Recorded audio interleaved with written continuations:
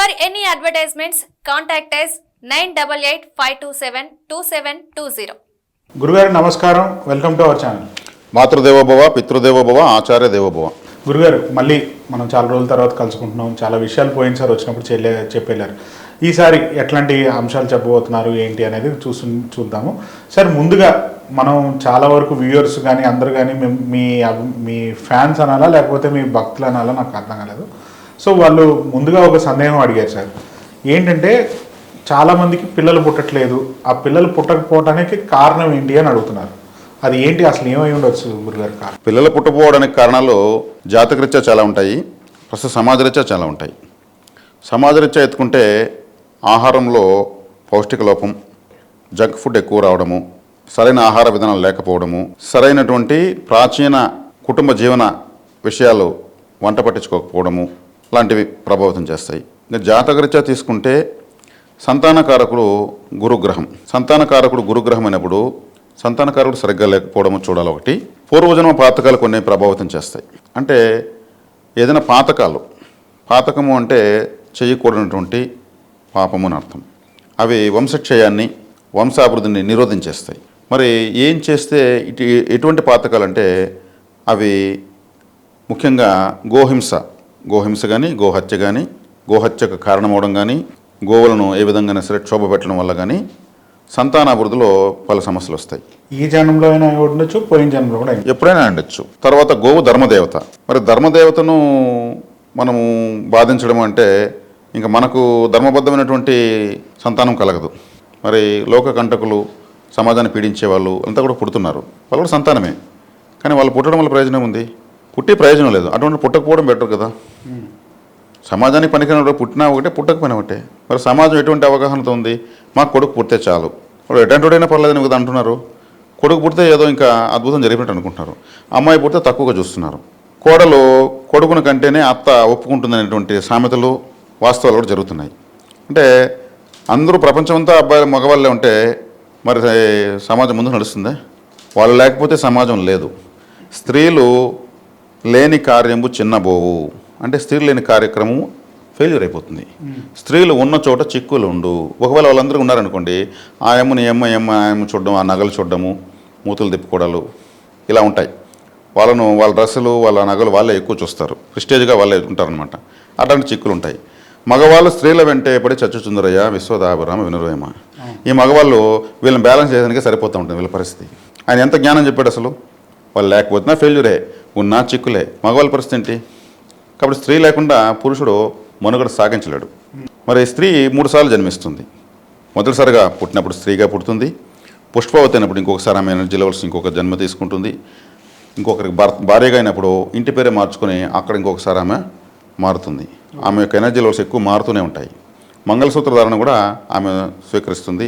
మాతృత్వానికి అర్హత ఆమెకే ఉంది. మనం ఒక 1/4 kg phone, 250 grams phone Jogulu పెట్టుకుని తిరగాలంటే ఇబ్బంది పడిపోతాం. ఆమె బిడ్డను కన్ని పెంచి పెద్ద చేసి ఢిల్లీకి రాజైన తల్లికి కొడుకే అంటారు. కాబట్టి ఎంతో అందుకే స్త్రీలకు అగ్రతాంబూలము మన భారతదేశం, మన సనాతన ధర్మం తెలియజేశాయి. మరి అటువంటి స్త్రీ కూతురు పుడితే మన వాళ్ళు ఫీల్ అవ్వడము ఇలా చేస్తారు. లోకకంట కూడా ఒకటి పుట్టేదానికన్నా 100 మంది కొడుకులతో సమానం ఒక అమ్మాయి పుడితే దాని ఎంత అదృష్టం అసలు. కాబట్టి ఇక్కడ సంతానము అంటే సత్సంతానము ఇంపార్టెంట్. కొడుకు కూతురు కాదు, సత్సంతానము. ఒకవేళ ఆడవాళ్ళగా పుట్టి వాళ్ళు కూడా 10 మందికి ఉపయోగం లేని వాళ్ళు పుడితే ఏ విధమైన ప్రయోజనం లేదు. కాబట్టి సత్సంతానం చాలా చాలా ముఖ్యం. మరి పూర్వజన్మ పాతకాలు ఎలా ఉంటాయంటే స్త్రీహత్య, గోహత్య, శిశుహత్య, గురుహత్య, ఆత్మహత్య, ఇవి పంచమహాపాతకాలు అంటారు. ఈ పంచమహాపాతకాలు ఏది చేసినా సంతానం పైన ప్రభావం చూపిస్తుంది. మరి గురుహత్య అంటే గురువుని ఎవరు చంపరు, కానీ గురుహత్యా పాతకం ఎలా వస్తుంది? ఇక్కడ ప్రవర్తన వల్ల గురువు బాధపడినా, గురువు బ్రతకలేకపోయినా, గురువు అవమానాల పాలైనా అది హత్య చేసినట్టే సమానం. ఎందుకంటే గురువులు అన్న వాళ్ళు ప్రాణముకు, గౌరవానికి సమానం వెలిగిస్తారు. పరువు పోతే వాళ్ళు ప్రాణం పోయినట్టే ఫీల్ అవుతారు. ఆ రెండింటికి సమానమైనటువంటి శక్తి కూడా ఉంది. అప్పుడు అది గురువు యొక్క హత్య కిందకి, గురువు దోషం కిందకి వస్తుంది. గురువు సంతానకారకుడు అని చెప్పాను. పిల్లల పుట్టడానికి చాలా సమస్యలు ఎదుర్కోవాల్సి వస్తుంది. ఈ సందేహాలన్నింటినీ ఓవర్కమ్ అవ్వాలంటే ఏం చేయాలి? అంటే ఇప్పుడు చిన్న మీరు మీ ప్రత్యేకత ఏంటంటే అసలు చిన్న రెమెడీస్ చెప్తేనే చాలా వరకు అన్నిటికీ రిజల్ట్స్ వస్తున్నాయి. ఆ చిన్న సందేహం ఏమన్నా చెప్తారా సార్? ఇప్పుడు మీకు స్త్రీ హత్య అని చెప్పాను.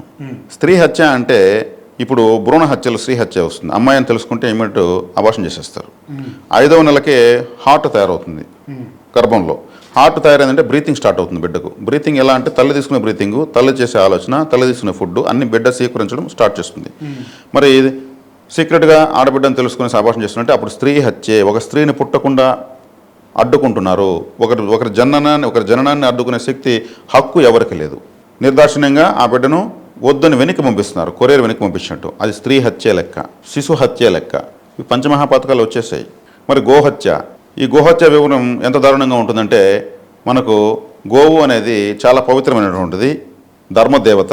మనకు ధర్మదేవతను హింసించడం వల్ల గోహత్య అనేది అంటుకుంటుంది. మరి గోవుని ఎలా హింసిస్తారు? గోవు అంటే అక్కడ కూడా పెయ్యదూడ, కోడదూడ. కోడదూడ పుడితే తక్కువ పాలిస్తారు, పెయ్యదూడ పుడితే ఎక్కువ పాలిస్తారు. మరి కోడదూడ పుడితే ఆ పాలు సేపు వదలడానికి ఆ గోవు దాన్ని కొద్దిగా వదులుతారు, అది కొద్దిగా తాగని లాగేస్తారు. తన బిడ్డకు పాలు ఇవ్వకుండా పోయిందే ఆ తల్లి ఆక్రందన చెందుతుంది. మా అమ్మ దగ్గర నేను పాలు తాగలేకపోతున్నాను, నన్ను వదలండి వదలండి అది గింజుకుంటూ ఉంటుంది. ఈ రెండు తల్లి బిడ్డ గుంజలాడుకుంటూ ఉంటే మధ్యలో వీళ్ళు పాలు పిండుకునేస్తారు. ఆ కోడదూడను కొద్దిగా పెద్దదవగానే దాన్ని కోతకిస్తారు. కోతకంటే కషాయ వాడికి అమ్మేస్తారు. మరి గోహత్య వచ్చింది కదా. అప్పుడు ఆ గోవు ఎంత క్షోభిస్తుంది. ఇన్ని రోజులు మన చుట్టూ ఆడుకుంటూ ఉంటుంది, మన దూడ ఎక్కడ పోయింది, ఏం చేశారు వీళ్ళు అని బాధపడుతుంది కదా. ఆ క్షోభ ఇంకా వీళ్ళకి తగలకుండా ఉంటుందా? ఓ 3 లీటర్లు 4 లీటర్ల పాలు, 4 లీటర్లు ఆవిస్తుంటే ఓ 1/2 లీటర్ వదలండి, కనీసం 100 గ్రాములు తాక్కుముందే లాగేస్తారు. మరి మేము ఎక్కడ చంపాము గోవునంటే ఇలా మానసికంగా చంపుతున్నారు. వీటన్నిటికీ పరిష్కారం ఏంటని మీరు అడిగారు. ధర్మదేవత గోవనే చెప్పాను. ఇప్పుడు గోహత్య, గోవధ ఎక్కువ జరుగుతూ ఉంది. అంటే ధర్మం నశించాలి కాబట్టి ధర్మదేవత పైన దాడి జరుగుతూ ఉంది. మరి అదే ఆ కషాయ వాడి దగ్గర వధించడానికి సిద్ధంగా ఉన్నటువంటి ఒక ముదుసలి దేశవాళీ ఆవును మనం అతనితో మాట్లాడి ఎంతకు అతను కొన్నాడో అతను అది వృత్తిగా పెట్టుకుంటాడు. దాన్ని అతను చెల్లించి ఇంకా వీలైతే ఒక 1000-2000 ఎక్స్ట్రా ఇచ్చి కూడా దాన్ని ఆ గోమాతను ఒక గోశాలకు తరలించి చక్కగా అప్పటి నుంచి బతకడానికి తను ఎంతకాలం బతకగలుగుతుందో అవకాశం ఇప్పించగలిగితే ఈ పాతకం అనేది నశిస్తుంది. ధర్మదేవతకు మనం ప్రాణ సంరక్షణ చేస్తాం. ప్రాణ భిక్ష అనకూడదు ఇక్కడ. ధర్మదేవతకు భిక్షమను పెట్టగలంత స్థాయి మనకుందా? ప్రాణ సంరక్షణ చేస్తాం, సంరక్షించాము అప్పటి నుంచి. ఆ గోవు అక్కడికి వెళ్ళి తన జాతిలో కలిసి, తన సహచరులతో కలిసి చక్కగా సంతోషకరమైనటువంటి తన పూర్తి జీవితాన్ని సంపూర్ణంగా అనుభవించి ఒక మనిషికి ఎలాగైతే అంత్యక్రియలు జరుగుతాయో అలా అంత్యక్రియలు గో సంరక్షణ సమితి వాళ్ళు చేస్తారు. అప్పుడు అదే ఆ పుణ్యము ఎంతటి పుణ్యం అంటే ఈ విశ్వమే పులకించిపోతుంది, ఎంత గొప్ప కార్యం చేశాడు ఇతనేసి. కాబట్టి అక్కడ మనకు ఎన్నో పాతకాలు నశిస్తాయి. ఒక గోవును సంరక్షిస్తే 100 పుణ్యక్షేత్రాలు తిరిగిందంతా కూడా తిరిగినా కానీ అంత రాదు, అంత పుణ్యం వస్తుంది. తర్వాత వంశము కీర్తి ప్రశ్నలు వర్ధిల్లిపోతుంది, వంశాభివృద్ధి చక్కగా జరుగుతుంది. అంటే ఇప్పుడు ఈ పూజ చేసిన తర్వాత ఇమీడియట్గా పిల్లలు పుట్టే అవకాశం ఉంటుందా? లేకపోతే పిల్లలు పుడతారు, వాళ్ళు గొప్ప వాళ్ళే పుడతారు, వాళ్ళు రాబోయేటువంటి సమాజానికి కావాలని తెలివితేటలతో పుడతారు, చక్కటి భవిష్యత్తులు ఉంటాయి. తర్వాత తరాలు కూడా అద్భుతంగా ఉంటాయి. ఇప్పుడు మనం ఏదైతే చెప్పుకుంటున్నామో ప్రాచీన శివాలయాలు, విష్ణువాలయాలు, అమ్మవారి ఆలయాలు, ఎన్నో పుణ్యక్షేత్రాలు ఉన్నాయి. అష్టాదశ శక్తిపీఠాలు, 12 జ్యోతిర్లింగాలు, అదేవిధంగా శ్రీ మహావిష్ణు ఆలయాలు, వైష్ణవ క్షేత్రాలు ఎన్నో ఉన్నాయి. ఆ క్షేత్రాలు కట్టినప్పుడు ఆ క్షేత్రాలకు రాళ్ళు మోసిన వాళ్ళు, ఆ క్షేత్రాలకు నీళ్లు మోసిన వాళ్ళు, ఆ క్షేత్రానికి ఇసుక మోసిన వాళ్ళ తరాలు ఇంకా ఉన్నాయి. తరగని కీర్తి ప్రశ్నలు ఇప్పటికీ ఉన్నాయి. వాళ్ళ అదృష్టం, వాళ్ళ తాత ముత్తాతలు గొప్ప గొప్ప పుణ్యక్షేత్రాలు అక్కడ కష్టపడి ఉంటారు. ఆ రోజుల్లో చేతుల్లో అన్నం వేసి పెట్టుకుని వేడివేడిగా తిని ఆ ఆలయాలు కట్టడానికి కష్టపడి ఉంటారు. ఆ దేవుడు వాళ్ళకు తరతరాలకు తరగని కీర్తి ప్రశ్నలు ఇచ్చి ఉంటాడు. అది మనం గ్రహించవచ్చు. అదే ఆలయాలను ధ్వంసం చేయడానికి, అదే ఆలయాలను విగ్రహాలను పగలగొట్టడానికి పనిచేసినటువంటి వాళ్ళు వికలాంగులై అదే ఆలయం ముందు అడుక్కుంటూ ఉంటారు. ఒక విగ్రహం యొక్క కాలు వించిన వాడికి కాలు లేకుండా అక్కడే అడుక్కుంటూ ఉంటాడు. ఒక విగ్రహాన్ని చేయి పైన వించినవాడు ఒక చేయి లేకుండా అక్కడ ఉంటాడు, అడుక్కుంటూ ఉంటాడు. ఒక విగ్రహాన్ని పూర్తిగా ధ్వంసం చేసాడు, పడుకొని ఇలా నడుములు విరిగిపేసి దిక్కులు చూస్తూ ఉంటాడు. వాళ్ళందరికీ ఎలా పోయి ఉంటాయి కాళ్ళు చేతులు మనం ఆలోచిస్తే మనకు అర్థం కాదు. ఆలయాన్ని ధ్వంసం చేయడానికి వాళ్ళు వాళ్ళ జీవితం ధ్వంసం చేసుకుని అక్కడే అడుక్కుంటూ ఉంటారు. ప్రకృతి వాళ్ళకి ఏమి ఇవ్వాలో అదే ఇస్తుంది.